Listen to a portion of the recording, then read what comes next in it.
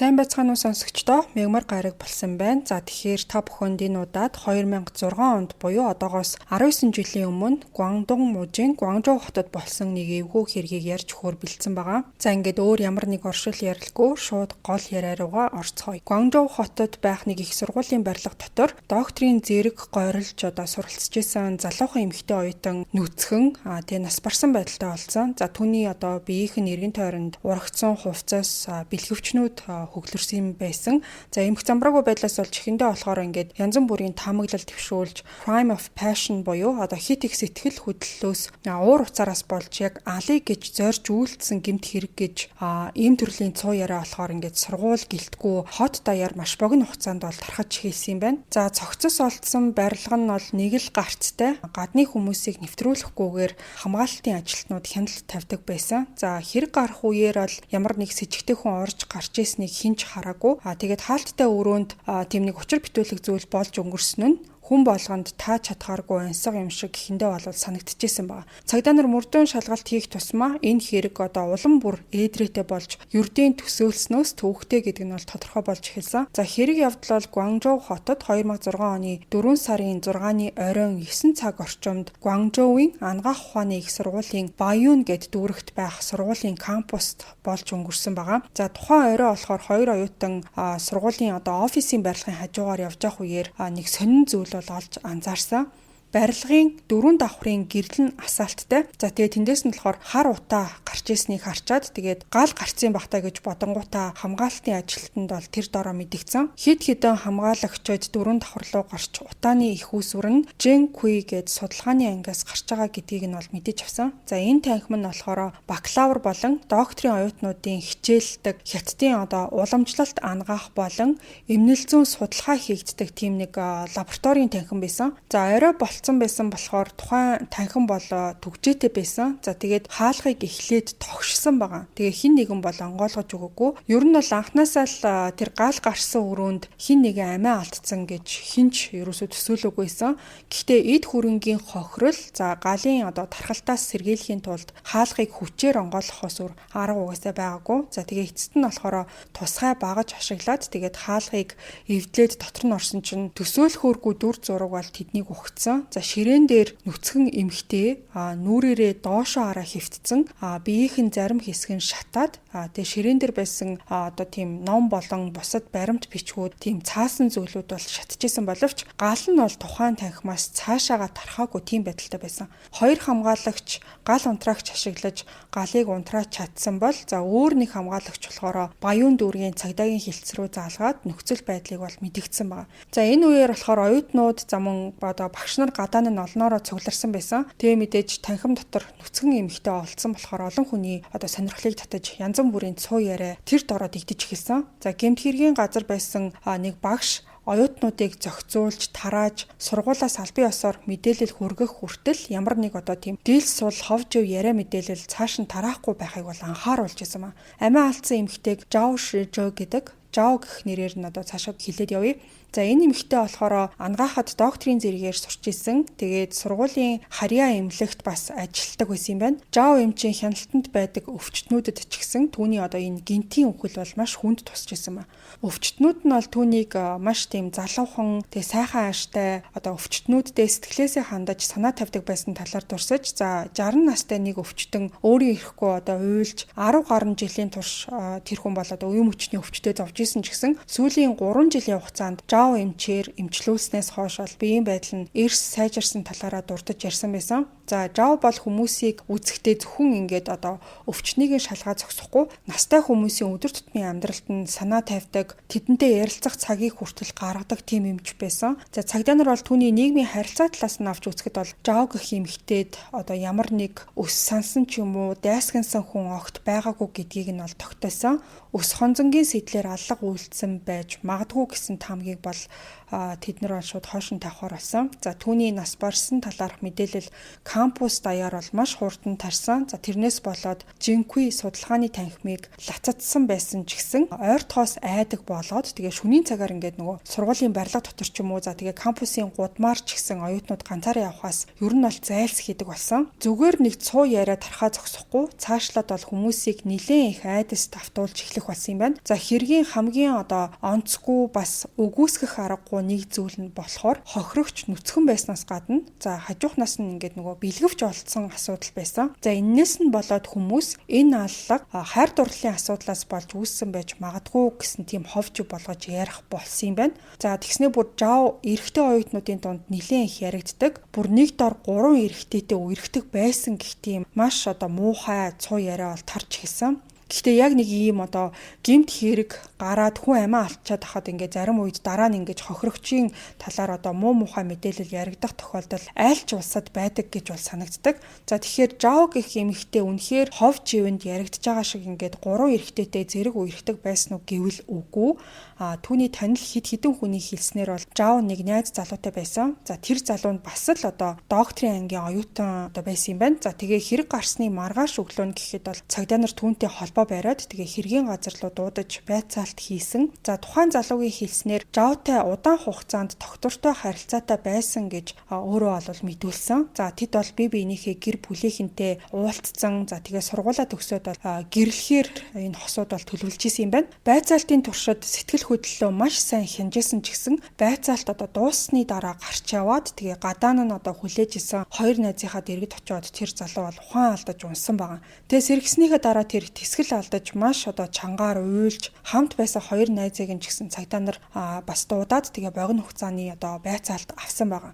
Тухайн хоёр хүн нь болохоор Жаовын найз залуутай нь оюутны байранд хамт амьдардаг хоёр эрэгтэй байсан юм байна. За тэгээд Жао найз залуутайгаа доктортой харилцаатай байсан. Тэгээд төгсөөд гэрлэх талаар ярьж исэн гэдгийг тэр найзууд нь ч гэсэн баталж ярьсан. За Жаовын гинтийн үхэл бол найз залууд нь маш хүнд тусныг ч гэсэн тэд бол нэмж дурдсан. За мөн Жао ямар нэг өөр залуутай холбогдсон ч гэх юм уу өөр хүнтэй уулзж исэн найз залууга араар нь тавьж исэн асуудлыг ерөөсөө сонсож байгаагүй гэж бол ярьсан юм байна. За гисэн эдээч зарим оюутнууд болохоор Жаовын араас гүйдэг дор хаяж хоёр залуулга байсан гэж яриад эхэлсэн. За тэгэхээр цагдаа нар өөр нэг таамаг бас төвшүүлж эхэлсэн юм байна. За аллах үйлдэлсэн этгээд Жао удахгүй гэрлэж байгаа гэдгийг нь олж мэдээд тэгээ тэрнээсээ болоод хардаад уур хилэндээ автаж өөртөө нь уулзсан боловч Жао эсэргүүцээд тэгээ эцэст нь бол хүнөөсөн байх магадaltaй гэсэн тийм таамаг байсан. За Жаотай хамт ажилладаг байсан хүний хэлснээр бол тэр өдөр Жао ээлжээ дуусгачаад тэгээд дараа нь оройн хоол идчихэд тэрний дараа болохоор жинхэнэ танхим руу яваад судалгааны ажлаа үргэлжлүүлэх талаар ярьж исэн гэж бол хэлсэн. За тэгээ оройн 8 цаг өнгөрчих үеэр Жао барилга руу явж орох үеэрээ утсаар ярьсан. Тэгээд өөрийнхөө төрөвч болохоор ингээ гардаа барьсан байгаа нь тухайн барилгын нэг давхрын хяналтын камерт нь бол бичигдэж үлдсэн байсан. Цагдаа нар бол мөрдлөгийн авцад яг баримт нотлохотой зүйл атгаж авах нөхцөл арай бүрдээгүй байсан. За жишээ нь гэх юм бол гэмт хэрэгтэн яагаад Жаовын гар утас төрөвч за бүр хувцсыг нь хүртэл авч явсан нь бол маш сонирн байсан. За гэхдээ мэдээж нотлох баримтаа устгахын тулд тэгсэн байж болох ч гэсэн ДНХ-ийн уул мөрөө санаатаагаар үлдээж байгаа юм шиг нөгөө хэрэгэлсэн бэлгэвч мөн Жаовыг аалахад ашигласан гэж үзэж байгаа аалах тэнд үлдээгээд явцсан байсан нь бол бас сонирн байсан.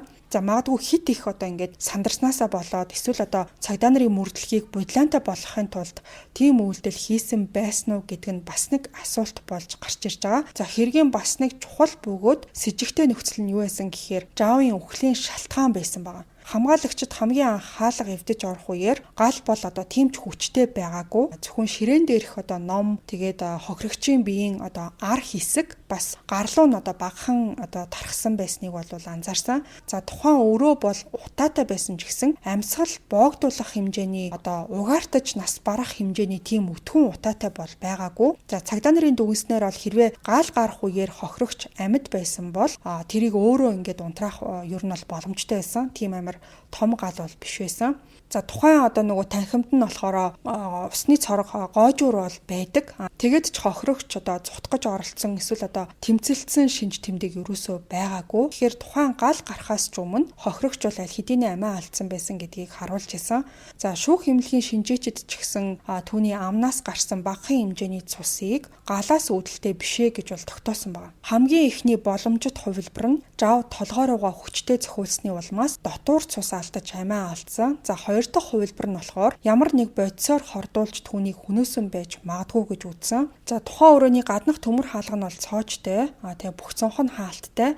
Ер нь бол битүү орчин байсан болохоор цагдаа нар ихэндээ амиа хорлсон биш байгаа гэж бол бодож исэн билээ. Оройн 10 цагаас хойш бол барилгыг тэр чигт нь хааж төгчээд гаднаас хэнийг ч оруулдаггүй. За security нь болохоор барилгыг тогтмол шалгаж дээгүүр доогуур заавал явж эргүүл хийдэг байсан. Хэрвээ гэмт хэрэгтэн гол хаалгаар орж гарсан бол ажилчдын одоо хэн нэг нь түүнийг заавал олж харах тийм одоо зохион байгуулалттай байшин юм байна. За нөхцөл байдлыг харахад бол жав нүцгэн тэгээд хувцс нь алга болсон байсан учраас амиа хорлсон гэж хэлэхгүй ч гэсэн гэмт хэрэгтэн орж гарсан гэх ямар ч одоо сэжүүр байхгүйсэн болохоор эннээс болж хэвлэл мэдээллээр хаалттай өрөөний аллаг гэж нэрлэж мэдээлэл бол цацаж эхэлсэн байгаа. За тэгээд зөвхөн энэ байшинд бол нэг л хаалгаар тотгошоо нэвтрэх боломжтой гэж ярьж байсан. Дараа нь болохоор хэд хэдэн сэтгүүлчид өөрсдөө одоо биеэрээ очиж шалгаж үзснээр тухайн байшинд зөвхөн гол хаалгаар орохоос гадна өөр аргаар ч гэсэн тотгошоо нэвтрэх боломжтой гэдгийг нь олж мэдсэн байгаа. Тэд бол жинхэнэ судалгааны өрөөнөөс арай жоохон зайтай байрлах шатны хонглоор дээшээ яваад тэгээд дээврийн давхар руу бол гарч чадсан. За тэгээд дээвэр дээр гарсан чинь тэнд бол хөвтөд унтж байгаа тэгээд хоёр эрэгтэй хүнийг бол олж харсан баг. Тухайн эрэгтэйчүүд болохоор хувцс нь урагдсан, гар нүүр ам нь ингээд халтар болцсон. Сэтгүүлчид одоо камера бариад төхөөд очсон чинь хоёулаа цухтах гэж оролцсон. За тэгээд тэр хоёрыг болохоор төр зуур азнахыг хийлээд хид хідэн асуулт асууж бол амжсан. За тухайн хоёр эрэгтэй болохоор ойролцоох газруудаар гуйлг гуйдаг гэр оронгүй тийм хүмүүс исэн. За тэр шөнө бол унтах газаргүй байсан болохоор их сургуулийн одоо хараа хяналтгүй тийм камергүй газар жишээ нь одоо хоолны газар ч юм уу спорт заал ч юм уу тэгээ орой ямар ч одоо хөнгөө болчдаг тийм хичээлийн байрлагууд руу ороод тэгээ унтцдаг гэдгээ бол өөрсдөө хэлсэн. Хэрвээ security ирээд тэднийг хөөх юм бол өөр газар руу явж тэднэртэй одоо муур хуулах нь болж тоглодог байсан талаараа ч гэсэн ярьсан. За тэгээ тэдний дээвэрт нь унтчихсэн байрлагад юу болж өнгөрсөн талаар хэлсэн чинь тэр хоёр хүн бол маш их гайхаж гал гарсан талаар огт мэдээгүй гэдгээ бол хэлсэн. За яг хөө тэдний яриа бол нэг худлаа ярьж байгаа гэж бол ерөөсөө харагдаагүй. Гэхдээ тэд нэг чухал зүйлийг тодруулж өгч чадсан юм байна. Энэ байрлагын аюулгүй байдал хүмүүсийн төсөөлж исэн шиг тэмч нарийн биш. Хэрвээ гэмт хэрэгтэн тухайн орчны зохион байгуулалтыг сайн мэддэг бол хэрэг үйлснийхээ дараа хинт ч анзаарагдaltaгүй цутгах боломжтой гэдэг нь бол тогтоогдсон. За ингээд их сургуулийн кампус дотор үйлдэгдсэн олонний анхаарлыг бод маш их татсан хэрэг болсон учраас Гуанчжоу хотын нийгмийн аюулгүй байдлын товчооны одоо удирдах албан тушаалтнуудын анхаарлыг ч гэсэн тэр даруйдаа татаж чадсан юм байна. За Баян дүүргийн цагдаагийн хэлтээс энэ хэргийг шийдвэрлэхийн тулд 4C6 баг гэсэн нэртэй тусгай ажлын хэсгийг бол байгуулсан. За тухайн багт эрүүгийн мөрдөн байцаах хэлтээс болон бусад тусгай хэлтсүүдийн шилдэг албан хаагчдыг нэгтгэж иж бүрэн одоо мөрдөн шалгалтыг бол эхлүүлэхээр болсон юм байна. За ажлын хэсгийн дарга Лимийн мөрдөн шалгалтыг одоо 3 үндсэн чиглэлд хуваасан. За нэгдүгээрт болохоор хэргийн газар, хоёрдугаарт хохирогчийн нийгмийн харилцаа, гуравдугаарт алга болсон эд зүйлс гэсэн ийм чиглэл байсан.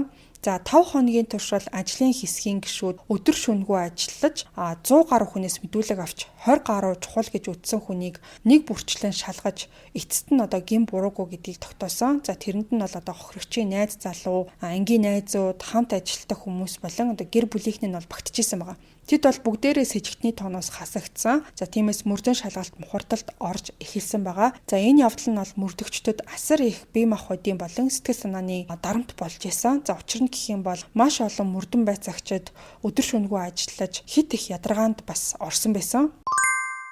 Анхаарлыг нь төр өөр зүг рүү хандуулъя. За тэгэхээр зуны улирал ирж задгай талбайд гадны болон дотоодын маш олон хамтлаг дуучид тоглолтоо хийж бид бүхэнд бас нэг дурсамж бүтээж өгж байгаа. Энэ зүүн болох маш олон гой гой тоглолтуудыг та бүхэн дотроо бас тооцоолсон байгаа гэдэгт итгэлтэй байна. За ингээд Toki application дээр байгаа энэ 7 хоногийн онцлог тоглолт бол Камертон хамтлагийн 30 жилийн ойн тоглолт байгаа. За 6 сарын 28-нд Social Pay Park-д Камертон хамтлагийн энэхүү 30 жилийн ойн тоглолт болох гэж байгаа юм байна. За тоглолтын тасалбараа хэрвээ та авч амжаагүй байгаа бол Toki application-ы тасалбар үйлчилгээнээс Тоглолт ивент хэсгийг нь сонгоод тасалбараа худалдаж аваад 10% кэшбэк цуглуулах боломжтой байгаа. Тасалбар авах линкийг би description хэсэгт болон коммент хэсэгт pin comment болгоод оруулчихъя. Кэшбэктэй гэдгээрээ давуу талтай байгаа учраас та бүхэн Toki аппликейшнийг татаад өөрийн үзнэ гэж бодож исэн тоглолтынхоо тасалбарыг захиалаарай. За ингээд хэдүүлээ хэрэг рүүгээ буцаад оръё.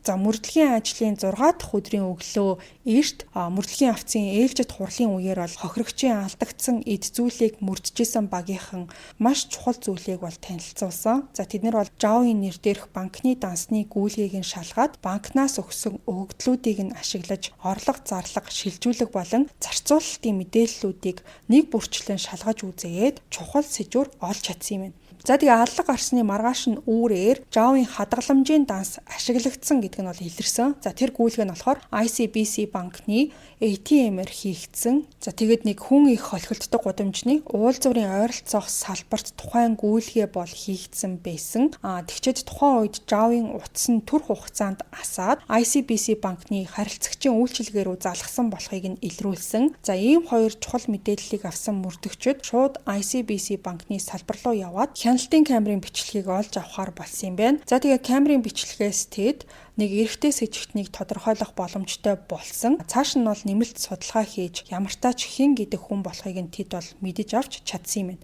За тэр хүнийг болохоор Шөнгжин гэдэг 25 настай. За тэгээд бэкграундыг нь ер нь бол бас нэмж шалгаад үзсэн чинь Гуанчжоу хотын уугуул иргэн гэдгийг нь ямартаач мэдэж авсан. За ингээд цагдаа нар бол хамгийн гол гэж бодож исэн сэжүүрээ атгаж авсан болохоор цаашид мөрдөх ажлаа тасралтгүй үргэлжлүүлж эцэст нь тэгээд Шөнгжин гэх этгээдийн оргонжисэн газрыг нь мэдэж авч чадсан. За дараа нь тэд бол Шөнгжинийг баривчлах ажиллагааг нарийн зохион байгуулад 2006 оны 4 сарын 16-ны өдрийн 15 цаг 30 минутанд Баян дүүргийн Чүнхүй гээд орон сууцны хорооллын С орцны 803 тоотоос түүнийг бол баривчилсан. Ингээд хэрэг гарсан өдрөөс 6 хоногийн дараа гэхэд Шөнгжин гэх этгээд бол цагдаа нарын гарт орж ирсэн. За тусгай ажлын хэсгийнхний толгойг өвтгөжсэн олон нууцлаг зүйлс эцэст нь ингээд тайлагдах шатандаа орж эхэлсэн юм байна. За тэгжээд л нөгөө Шөнгжин гээд залууг гаднаас нь харахад бол маш тийм даруухан, энгийн, тайван юм шиг харагдаж байгаа мөртлөө баривчлагдсныхаа дараа тэр сэтгэл зүйн тоглолт хийж байгаа юм шиг хандлагатай байсан нь цагдаа нарыг бол гайхшруулсан. За үндсэндээ бол Шөнгжин үйлцэн гэмт хэрэг нь хэр ноц гэдгийг за тэгээд бас энэ хэргийг хүлээчих юм бол маш хүнд ялт түүнийг хүлээж байгаа гэдгийг ч гэсэн мэдчихсэн. За гэхдээ гэмт хэргийг шууд харсан гэрч ч юм уу шүүх шинжилгээний байгууллагын баттай нотлох баримтууд байхгүй гэдгийг бол өөрөө анзаарсан байсан. За тийм болохоор өөрт нь бас найдвар байгаа гэж бодсон уу яасан эхний байцаалтын үеэр тэр бол юу ч ярихгүй, юунд ч хариулахгүй таг дуугай сууж исэн. За тэгээ дараа нь баг саг зүйл ярьж эхлэхдээ гудамжнаас тэр хохирогчийн утас банкны картыг нь олсон гэж хэлсэн. Ийм арга зайланд нь олон жилийн туршлагатай мөрдөгчд бол угаасаа хууртаагүй. Тиймээс өөрсдийн онцгой арга техникийг мөрдөгчд бол ашиглахаар шийдсэн. За тэгээ хэд хэдэн удаа ширүүн байцаалт хийж тэгэхдээ гэр бүлийнхэн хайртай хүмүүсийн талаар дурдаад тийм төрлийн сэдвээр ярилцаж сэтгэл хөдлөлийг нь гаргаж ирэх замаар түүнийг бараг хүчгүй болгосон гэж бол хэлж болно. За өөрт нь ямар ч гарч зүйлдэггүй гэдгийг ойлгосны дараа Шөнгжин тэгээд бүх хэрэгээ хүлээхээр шийдсэн. За тэгээд цагдаа нар болохоор Шөнгжин гэх этгээдийн дээрэм хүчингийн хэрэг болон аллагын тухай аимшигтай мэдүүлгийг хэсэг хэсгээр нь сонсож эхэлсэн. За энэ эрэхтэй тогтсон ямар нэг ажилгүй тогтмол орлого байхгүй нэлээд тийм залтай заримдаа гэрийнхнээсээ мөнгө гуйдаг гэхдээ бол нэх их туслаад ахаар хүн бол гэр бүлийнхэнд нь за хамаатан саданд нь байдаггүй тийм залуу юм байна. Амьдралаа залгуулахын тулд жижиг сажиг тийм хулгай хийх нь түүний хувьд энгийн нэг үзэгдэл байсан. За тэгээд Жаогийн сурдаг сургуулийнхаа кампусын орчин нь түүний гол хулгай дээрэм хийдэг тийм газар нь болсон байсан. Яагаад гэхээр ихэнх их сургуулийн кампус хяналт шалгалт багтай. Тэгээд дотгошоо нь чөлөөтэй нэвтрэх боломжтой байдаг болохоор Шөнгжин ихэвчлэн сакс хөл бөмбөгийн талбайд тоглоод яг л тэр сургуульд сурч байгаа нэг оюутан юм шиг бусад ямар ч хүнд тэр бол ерөөсөө анзаарагддаггүй байсан. Цагдаа нарыг хамгийн их эргэлзүүлсэн асуудал нь юу байсан гэхээр яг яаж яваад энэ хүн Жаогийнх докторийн оюутан эмэгтэйг онлоод тэгээ эцэст нь яагаад алах болсон гэсэн тийм асуулт байсан. За түүний мэдүүлснээр бол 4 сарын 6-ны оройн 19 цагийн үед их сургуулийн оюутнуудтай хөл бөмбөг тоглосныхоо дараа өвсөн дээр суугаад хэсэг амарсан байгаа. Тэгж байжгаад өргөвчнээсээ баяжуу гаргаж ирээд тэгээ ууж эхэлсэн. Баяжуу гэдэг нь болохоор нөгөө цагаан арх гэсэн үг. За уугаад согтох тусмаа уур нь хурч юунд ч юм их бол бухимдсан байгаа. Яг өмнөх өдрөнд тэр бол гар утсан алга болгоод тэгээд өөрт нь үлдсэн жоохон мөнгө нь сарын хоолны зардалт нь арай хийж хүрэх хэмжээтэй байсан болохоор тэр бол шинэ гар утас авах ямар ч угаасаа боломжгүй. Тэгээд тэр үед болохоор хулгай хий гэж шууд ботсон баг. Тухайн өдөр болохоор нэлээд орой болцсон. Гадаа бүрэнхий болж эхэлжсэн болохоор кампусаар тинээд тэгээд хаана хэнийг онилох уу гэдгээ хайж эхэлсэн. За тэгээ удаагүй бол гар утсаараа яриад тэг ганцаараа алхаж явж байгаа залуухан эмэгтэйг олж харсан баг. Тухайн эмэгтэй нь бол жав байсан. За ингээд ийм нэг санамсаргүй байдлаар жавыг тэр бол байгаа болгосон. За Шөнжин бол түүний араас дагаж явж агаад тэгээд орсон барилга руу нэвтрээд тэд бол хоёулаа 4 давхурт гарч Жинкуи судалгааны өрөөний өмнө бол зогссон юм байна. Жав бол цүнхнээсээ түлхүүр гаргаж ирээд тэгээд өрөөг онгойлгоод тотгошоогоо явж ороод хаалгаа ерөөсөө хаалгүй цоочлохгүй онгорхоо тэр чигт нь орхисон. За хэсэг хугацааны дараа Шөнжин хаалгыг зөөлхөн тогшоод дотгошоо явж орсон. За өрөөнд бол гинэт танихгүй хүн орж ирснийг хараад жав бол цочсон. Тэгээ та юун хүн бэ гэж асуусан чинь Шөнжин болохоор түүнээс нэг багшийн утасны дугаарыг асуух гэсэн юм а гэд худлаа ярьсан маа. Тэгснээ Ли багшийн дугаарыг надад хэлээд өгөөч гэж хэлсэн. За яг үнэндээ бол Ли гэдэг нэр Хятадд бол маш түгээмэл нэр байдаг. За тийм болохоор жавд үнэхээр Ли гэдэг нэртэй багшийн дугаар утсанд нь бол байсан. За тэгээд эргэж хараад утсаа авах хооронд нь Шөнжин нөгөө ууж исэн баяжууныхаа шилээр жавын толгоор нь маш хүчтэй цогсон. Жав бол тэр дороо ухаан алдаж газарт унсан. За Шөнжин бол түүний цүнхийг нь ухаад гар утас MP3 тоглоулагч төрөвч болон бусад эд зүйлсийг нь бол хулгайлсан. За төрөвчин дотор нь бол хэд хэдэн банкны карт, бэлэн мөнгө бас зүйлт болтсон. За анхандаа бол тэр зөвхөн эд зүйлсийг нь дээрэмдэж авч явах бодолтой байсан ч гэсэн жавын цүнхэн дотор нь бэлгэвч байхыг нь бол олж харсан болохоор өөр бодол төрж эхэлсэн гэдгээ цагдаа нарт тэр бол ярьсан. За гутлын үдээс ашиглаж гарыг нь боож огоод дараа нь бол түүнийг хүчинсэн байна. Тэгэхэд бол жав баг зэрэг ухаан орж нүдэ багахан нээх үеэр өөрийг нь хараад царайг нь санахгүй гэж айсандаа өрөөгөөр нэг юм хайж эхэлсэн. За тэгээ ширээн дээр нэг алах байгааг нь олж хараад ямар ч эргэлзэх зүйлгүйгээр жавын толгойг нь алхаар цохиж дахиад ухаангүй болгосон. За тэр үеэрээ бол Шөнжин өөрөө маш их сандарч жавыг амьдуу өгснө гэдгийг нь мэдэхгүй байсан болохоор ямартаа ч тэр газраас хурдан зүхтах хэрэгтэй гэж бол бодсон. За тэгээ тэр бол жавыг ширээн дээр өргөж тавьж агаад бүх хувцсыг нь тайлж өргөвчөндөө хийсэн. Явхынхаа өмнө тэр бол ширээн дээр байсан цаас бичиг баримтыг олж хараад биеийнх нь эргэн тойронд тэр бол цааснуудаа тарааж тавьж агаад тэгээд халааснаас асаагаар гаргаж ирж асаагаад хэсэг цаасыг болохоор бүр жавын нуруунд дээр нь тавьсан байна. Шөнжиний мэдүүлснээр галыг тэр бол санаатаагаар тавьсан. За тэгснээр бол цогцсон шатаад тэгээд нотлох баримт устна гэж найдсан гэж бол ярьсан. За тэгээ энэ ярьсан ярианаас бас зарим нэг зүйл бол жоохон эргэлзээтэй байсан. Тэр яаж хэрэг хийснийхээ дараа тухайн барилгаас гарч явсан гэдэг нь бол тодорхойгүй. Яг хоёр тамаг бол байдаг юм байна. За эхнийх нь болохоор Шөнжин барилгын хаан ихтэй нуугдаж байжгаад тэгээд гал гарсны дараахан үүмэн самууны үеэр бусад хүнд анзаарагдalgүйгээр тэгээ гараа зогтцсан. За нөгөөх нь болохоор тэр байнга энэ кампуст ирж сакс хөл бөмбөг тоглодог байсан болохоор зарим барилгуудын зохион байгуулалтыг нь маш сайн мэддэг болсон байсан. За тэгээд тэр байшингийн 3 давхарлуун шатаар буучаад ариун цэврийн өрөөний цонхоор нь гадагшаа гараа явсан байж магадгүй гэж бол таамаглаж исэн. За түүний өөрийнх нь мэдүүлгээр бол анхандаа зөвхөн хулгай хийх бодолтой байсан. Хүчин болон гал тавьсан асуудал нь санаандгүй тэр үеийн гинтийн шийдвэр байсан гэж бол мэдүүлсэн. За ер нь бол урдаас төлөвлөсөн хүн амны гэмт хэрэг байсан бол тэгж хэргийн газарт алах бас хэрэгэлсэн бэлгэвч зэргийг үлдээгээд явна гэж бол байхгүй. Сандарсан байсан болохоор тэгж хайш яаш нь хамаг зүйлийг замбраагүй орхиод гарсан нь бол хамгийн төхөм ойр таамаг гэж бол үзсэн. За тэгээ хэрэг үйлснийхээ дараахан жавын банкны картыг ашиглаж мөнгө татах гэж оролцсон.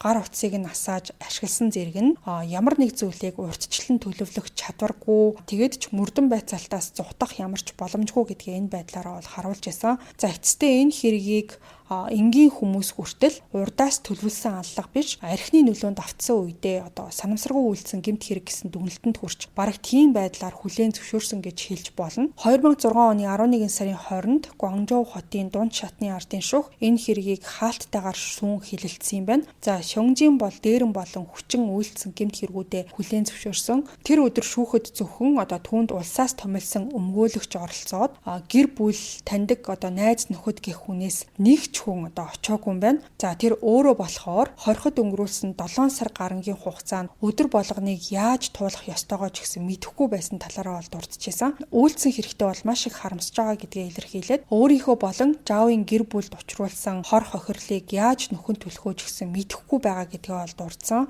За хохирогчийн эцэг гэх бол 1 сая 60 мянган юаны нөхөн төлбөр хэмжилсэн юм байна. За харин гэмт хэрэгтэн Шёнgjин тэр төлбөрийг нь өгөх хүсэлтэй байгаа ч гэсэн өөрийнх нь нэр дээр ямар ч эд хөрөнгө байхгүй гэдгээ бол хэлсэн. За сурвалжлагчид шүүхийн гадаа хохирогчийн гэр бүлээс яриа авч тэд охиноо алдсан уу гашууга давж туулж чадахгүй хэцүү байгаа талаараа яриад Жаовын ээж нь сэтгэл санааны гүн хямралд орж Шангшид байдаг гэрээсээ ч гэсэн ирж чадахгүй шүүх хуралд оролцоогүй талаар бас дурдсан байсан. За тэгээ хамгийн өрөвдөлтөө нь юу байсан гэхээр Жаовыг яг бүр багаас нь ингээд өсгсөн эмээ нь юусоо түүнийг нас барсан гэдгийг нь мэдээгүй өөрт нь юусоо хэлээгүй юм бэлээ. Гэр бүлийнх нь болохоор эмээг нь нас өндөр гарцсан болохоор ингээд тэр хэрэг явдлыг нуугаад Жаовыг гадаадад сурах гад явцсан гэд хэлсэн. За тэгээ эмээ нь болохоор хөрхий гадаад руу явсан ч гэсэн яагаад ингээд бид нар руу залахгүй байгаа юм болоо яагаад над руу юусоо ярихгүй байгаа юм болоо гэж байнга асуудаг гэсэн байсан. За гэр бүлийнх нь хэр удаан хугацаанд тэгэж эмээд нь худлаа ярьж явхаа мэдэхгүй байна гэж сурвалжлагчид ярьсан. За 2006 оны 12 сарын 15-нд Гуанчжоу хотын дунд шатны ардын шүүх эцсийн шийдвэрээ бол танилцуулсан. Шёнgjин дээрэм хүчин болон хүн амны хэрэг үйлдсэн нь тогтоогдсон учраас шууд цаазын ялыг бол оноосон. За гисэн эдийч Шёнgjин давж заалдаад баригдсныхаа дараа гин бурууга хүлээсэн болохоор ялыг хөнгөлж өгөхийг хүссэн ч гэсэн 2008 оны 2 сарын 28-нд давж заалдах шатны шүүх хурал дээр өргөдлийг нь хэрэгсэхгүй болгоод анхан шатны шийдвэрийг нь бол хэвээр нь үлдээсэн юм байна. Ингээд 2008 оны 10 сарын 10-ны өдөр Шёнgjиний цаазын ялыг гүйцэтгэсэн юм байна. За хэрэг явдлын дараа бол Гуанчжоугийн уламжлалт ангаах ухааны их сургууль Жаовын эцэг гэхэд 100 мянган юаны тусламжийн мөнгө, за 9383 юаны оршуулгын зардал, 22860 юаны хандивын мөнгө, 11171 юаны замын зардлыг олгосон юм байна. За гэхдээ Жаовын эцэг их сургуулийн кампусын аюулгүй байдлын хариуцлагагүй байдлаас бас болсон гэж үзээд нэмэлт нөхөн төлбөр шаардаж 2009 онд сургуулийг шүүхэд өгч 320 мянган юаны нэмэлт нөхөн төлбөр нэхэмжилсэн. За их сургуулийн зүгээс үүнд хариу мэдэгдэхдээ тухайн хэрэг офисын байрлахад болж өнгөрсөн ямар нэг байдлаар дотогш нэвтрэхэд хязгаарлалт тавьдаггүй. Түүнээс гадна хамгаалалтын ажилтнууд 1-2 цаг тутамд байрлахыг эргэж шалгах үүрэгтэй байдаг байсан ч тухайн гэмт хэргийг урьдчилан таамаглах ямар ч боломжгүй гинэт үйлдэгдсэн хэрэг болсон гэж бол маргасан байна. За тийм болохоор гэмт хэрэгтэн Шёнgjин бүх хохирлыг бүрэн хариуцах ёстой гэж бол үзсэн.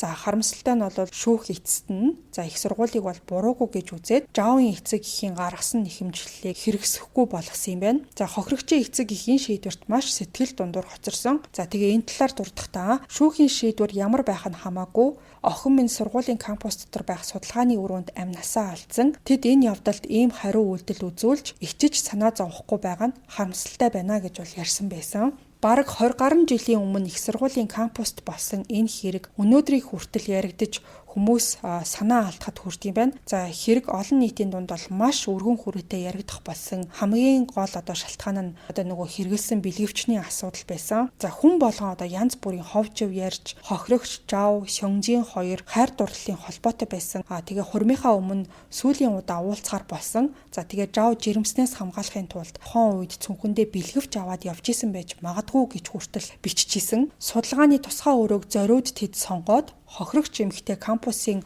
орчныг маш сайн мэддэг байсан болохоор зориуд тэр тусгаарлагдмал өрөөг сонгосон байх. Тэр танхим тэдний нууц уулзалтын газар байсан ч байж магадгүй. Тэгээ сүүлдээ Шёнgjин Жаовыг хардаад бас гомдоод тэгээд алсныхаа дараа тухайн өрөөг дээрэм юм шиг харагдуулахаар болгочоод явсан гэх мэт энэ хэргийн эргэн тойронд тоо томшгүй олон тийм муухай таамгууд бол гарч ирсэн. За ер нь аль ч усаад иймэрхүү төрлийн төсөөлөн бодох чадвар нь буруу тал руугаа хөгжсөн хүмүүс бас байдгийм байна. Тэгээ хохирогчийг буруутгах асуудал энэ хэрэг дээр ч гэсэн маш тод одоо харагдлаа. Яаж ч утсан ингээд ирээдүйдээ залуухан эмч удахгүй гэрлэгээд байж байгаа хүн ийм хөнгөн хуумгай зүйл хийн гэдэг бол магадлал угаасаа маш бага. Ер нь ингээд итгэхэд бол маш хэцүү. Зүгээр эрүүлэр ингээд бодоод үзэхэд бол шөнгөжийн гих итгээд утсаа алдсандаа бухимдсан байсан. За бас арх ууж согтуурснаар өөрийгөө хянах чадвараа алдсан. Санаандгүй байдлаар ганцаараа байгаа эмэгтэйг олж хараад араас нь дагаж судалгааны өрөө рүү орсон. За хэрвээ шөнгөжийн тэр өдөр арх уугаагүй байсан бол хэрвээ жав тэр танхим руу яваагүй байсан бол хэрвээ хамгаалагч одоо арай илүү гярхай байсан бол хэрвээ жавтай хин нэгэн одоо ядаж хамт байсан бол магадгүй энэ бүх зүйл болохгүй байсан баг. Хамгийн харамсалтай нь ингээд болж өнгөрсөн бүх зүйлийг бол хинч буцааж чадахгүй. Бидний ихэнх нь одоо ямар нэг энгийн сонголт биднийг аюул руу хөтлөж байгааг урьдчилан бол тааж чаддаггүй. Тиймээс ийм төрлийн хэрэг хүн болгонд сануулга болж өчөдөг. Хамгийн аюултай хүмүүс ихэвчлэн хамгийн энгийн харагддаг тийм хүмүүс байдаг. Хамгийн аюултай зүйлс сүнс буг чөтгөр биш, харин хяналтаа алдсан амьд хүн байдаг гэдэг үгээр энэ удаагийнхаа дугаарыг өндөрлөе. За дугаараа дуустал нь сонссон нийт сонсогчдод баярлалаа. Бүгдээрээ энэ удаагийн дугаарын талаарх сэтгэлээ комент хэсэгт бусадтайгаа соёлтой боловсон хуваалцаарай. Ажил амьдралд нь амжилт хүсье. Бас сэтгэл зүйн амар амгалан та бүхэндээ хүсье. Хэдүүлээ хагас сайны подкастаар эргээд уулзъя.